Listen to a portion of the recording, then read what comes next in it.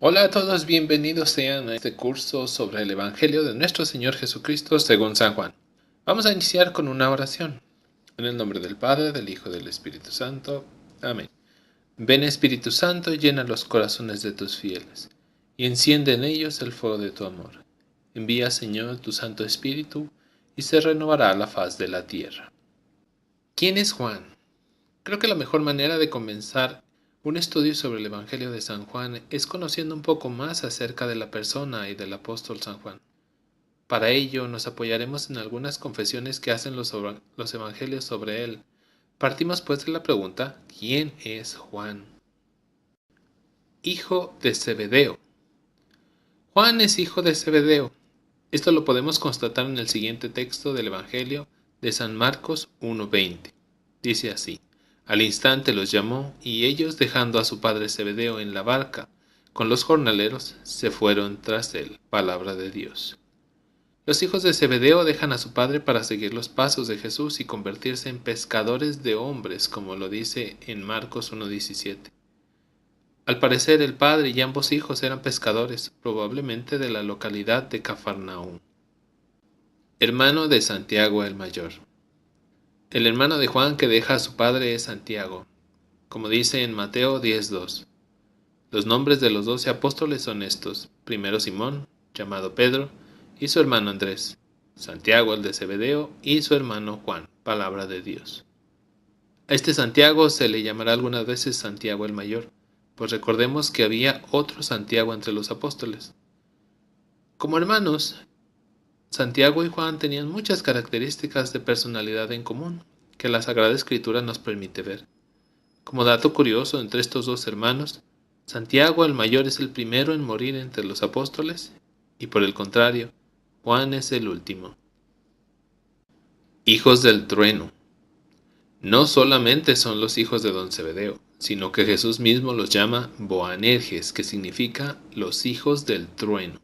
Hay una sola cita bíblica que deja constancia de esto, y es la de Marcos 3:16 al 17.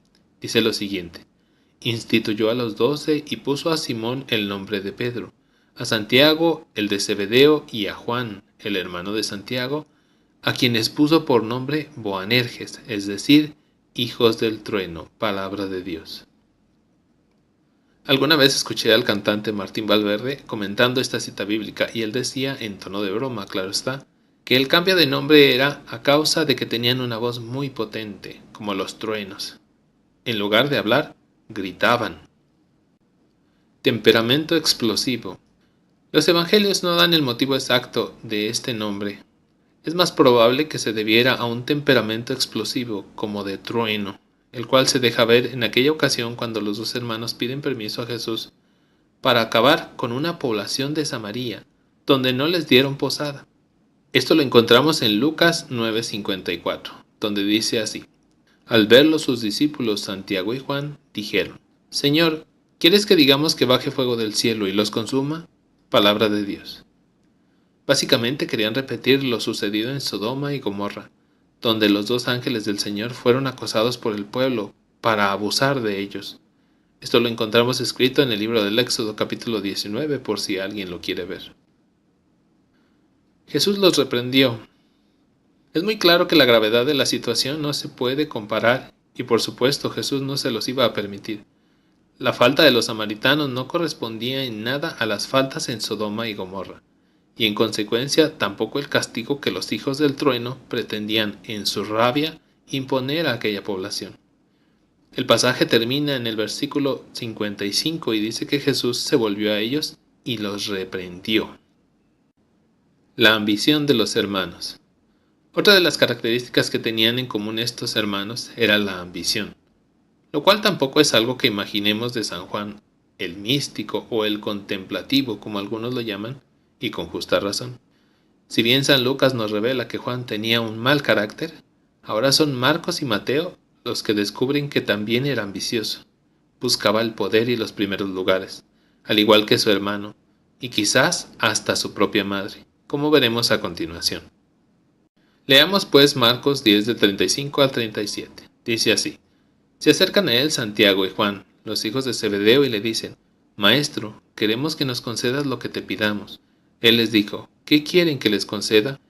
Ellos le respondieron: Concédenos que nos sentemos en tu gloria, uno a tu derecha y el otro a tu izquierda. Palabra de Dios. Creo que el relato es muy claro, mostrándonos esa ambición que suele haber en el corazón humano. Santiago y Juan no estaban ajenos a ella, y deseaban ser colocados en los puestos por encima incluso de los demás apóstoles. Curiosamente, en Mateo 20:20 encontramos que fue la madre de estos la que pedía estos puestos principalísimos para sus hijos, quienes la acompañaban al momento de la petición. División entre los apóstoles. Esto indudablemente causaría división entre el grupo de los apóstoles. Y de eso toma cuenta Marcos, quien agrega en el versículo 41 lo siguiente: Al oír esto, los otros 10 empezaron a indignarse contra Santiago y Juan. Palabra de Dios. A veces pensamos que el grupo de los apóstoles era pacífico y amoroso, pero de este tipo de divisiones hay varios relatos, los cuales el mismo Juan va a describir alguno que otro en su propio evangelio. Solo Dios es bueno. Es muy importante saber que el Señor Jesucristo no toma a las personas que son santas y perfectas, sino por el contrario, las toma imperfectas para que en ellas brille con más poder la gracia de Dios que santifica las almas. De aquí aprendemos que Dios no espera a que seamos perfectos, sino que trabaja en las almas para perfeccionarlas como el alfarero al barro. Si esperamos a ser buenos para acercarnos, nunca nos acercaremos al Señor. Por esto Jesús nos dice en Marcos 10:18, que solo Dios es bueno. Los tres más cercanos a Jesús. No obstante estos defectos, Juan, junto a su hermano Santiago y Pedro, gozaron el privilegio de ser del círculo más cercano entre los 12 apóstoles de Jesús. Esto queda muy bien constatado en los evangelios, e incluso es algo que el mismo apóstol Pablo reconocerá. Leamos los siguientes versículos. Marcos 5:37. Dice así: Y no permitió que nadie lo acompañara, a no ser Pedro, Santiago y Juan, el hermano de Santiago. Palabra de Dios. Marcos 14:32 y 33. Van a una propiedad cuyo nombre es Getsemaní, y dice a sus discípulos: Siéntense aquí mientras yo hago oración. Tomó consigo a Pedro, Santiago y Juan, y comenzó a sentir pavor y angustia. Palabra de Dios. Lucas 9:28. Unos 8 días después de estas palabras, tomó consigo a Pedro, Juan y Santiago, y subió al monte a orar. Palabra de Dios. Y finalmente encontramos lo siguiente en Gálatas 2:9. Reconociendo la gracia que me había sido concedida, Santiago, Cefas y Juan, que eran considerados como columnas, nos tendieron la mano en señal de comunión a mí y a Bernabé, para que nosotros fuéramos a los gentiles y ellos a los circuncisos. Palabra de Dios. A este trío que San Pablo los llama columnas entre los mismos apóstoles, se les reconoce como los tres más cercanos a Jesús, y ellos vieron cosas que nadie más pudo ver. Los maestros de Juan. Para entender mejor a Juan y su evangelio, es preciso ir un poco más allá, y que conozcamos los maestros que le guiaron a lo largo de su vida. Es lógico suponer que su madre y su padre, y probablemente el mismo Santiago, su hermano mayor, fueron quienes le educaron en sus primeros años de vida, particularmente en la fe. Él mismo nos va enseñando en su evangelio a cada uno de los maestros que el Altísimo le va dando. Juan el Bautista. Juan muy pronto tendrá a su primer gran mentor, al mismísimo Juan el Bautista. Esto lo podemos ver en Juan 1:35 al 37. Donde dice así: Al día siguiente Juan se encontraba de nuevo allí con 2 de sus discípulos. Fijándose en Jesús que pasaba, dice: He ahí el Cordero de Dios. Los 2 discípulos le oyeron hablar así y siguieron a Jesús. Palabra de Dios. Muchos judíos seguían a Juan el Bautista, pero es de suponer que solo unos pocos eran sus discípulos. Entre estos encontramos a Juan el apóstol, el evangelista, quien es uno de esos 2 discípulos que escucharon de Juan el Bautista la frase: He ahí el Cordero de Dios. Se cree que en ese momento San Juan tendría entre 16 y 18 años. Era muy joven y seguramente apasionado por la obra de Dios, tal cual era el mismo Juan Bautista, aquel de quien Jesús dice en Mateo 11:11: En verdad les digo que no ha surgido entre los nacidos de mujer uno mayor que Juan el Bautista. Sin embargo, El más pequeño en el reino de los cielos es mayor que él. Palabra de Dios. Si bien el Bautista es un gran maestro para Juan, yo podría atreverme a decir que fue el menor de sus grandes maestros, Jesucristo y el discípulo amado. Si continuamos la lectura encontraremos al siguiente maestro de Juan. Leamos pues los versículos 38 y 39, donde dice así: Jesús se volvió y al ver que le seguían les dice: ¿Qué buscan? Ellos le respondieron: Rabí, ¿qué quiere decir maestro? ¿Dónde vives? Le respondió: Vengan y lo verán. Fueron pues, vieron dónde vivía y se quedaron con él aquel día. Era más o menos la hora 10. Palabra de Dios. Es aquí donde San Juan tiene un verdadero encuentro personal con Jesucristo. Este encuentro le transformaría el resto de su vida. Cabe recordar que el Evangelio de San Juan se escribiría entre 60 y 70 años después de este encuentro, pero Juan lo tiene tan presente como si fuese ayer, pues recuerda las palabras y la hora a la que se dio el encuentro. Por ello es que sabemos, sin lugar a dudas, que este es un parteaguas en la vida de San Juan. Jesús, su segundo maestro, le enseñará a tiempo completo durante 3 años, precisamente para pulir un poco las imperfecciones del apóstol, que veíamos minutos atrás. San Juan no solo fue un discípulo, sino que fue el discípulo amado de Jesucristo, como lo vemos en la siguiente cita bíblica, donde también encontraremos al nuevo maestro, o debo decir, maestra de San Juan. La Santísima Virgen María. Leamos Juan 19 del 26 al 27. Dice así: Jesús, viendo a su madre y junto a ella al discípulo a quien amaba, dice a su madre: Mujer, ahí tienes a tu hijo. Luego dice al discípulo: Ahí tienes a tu madre. Y desde aquella hora el discípulo la llevó a su casa. Palabra de Dios. 2 aspectos importantes sacamos de aquí.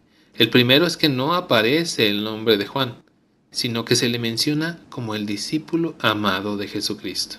Y también vemos que ahora tendrá como maestra a la Santísima Virgen María, y esto por muchos años según constata la tradición de la Iglesia. Es impresionante ver el tamaño de maestros que ha recibido Juan hasta este momento. Yo me he preguntado muchas veces, ¿qué cosas confiaría la Virgen María a San Juan? Por ejemplo, yo le preguntaría más sobre la infancia de Jesús, pues es algo de lo que poco hablan los evangelios. También preguntaría lo que ella sabía del milagro de las bodas de Caná y muchas cosas más. Pues como nos dice Lucas 2:51, ella guardaba todas esas cosas en su corazón. Palabra de Dios. Y como sabemos, si hay alguien que puede conocer y entender a un hijo, es precisamente su madre. ¿Tú qué le preguntarías a la Virgen María sobre su Hijo Jesucristo? El Espíritu Santo. Pero por si fuera poco para Juan tener tales maestros, encontramos en el mismo Evangelio de San Juan, capítulo 20, versículos del 22 al 23, lo siguiente. Dicho esto, sopló y les dijo: Reciban al Espíritu Santo, a quienes perdonen los pecados les quedan perdonados, a quienes se los retengan les quedan retenidos. Palabra de Dios. Algo muy parecido encontramos en Hechos de los Apóstoles 2, del 1 al 3. Al llegar el día de Pentecostés estaban todos reunidos con un mismo objetivo. De repente vino del cielo un ruido como una impetuosa ráfaga de viento, que llenó toda la casa en la que se encontraban. Se les aparecieron unas lenguas como de fuego que se repartieron y se posaron sobre cada uno de ellos. Se llenaron todos de Espíritu Santo y se pusieron a hablar en diversas lenguas, según el Espíritu les concedía expresarse. Palabra de Dios. Como queda claro, el cuarto maestro de San Juan es el mismo Espíritu Santo de Dios, del cual Jesús nos dice en Juan 14:26. Pero el Paráclito, el Espíritu Santo, que el Padre enviará en mi nombre, les enseñará todo y les recordará todo lo que yo les he dicho. Palabra de Dios. Juan el Bautista, luego Jesucristo, la Santísima Virgen María, y ahora es el Espíritu Santo de Dios. Sinceramente creo que Dios no se mide con los maestros que le otorga al apóstol San Juan. El Espíritu Santo será quien le inspire a escribir el Evangelio, las cartas y el Apocalipsis más adelante. Dios Padre.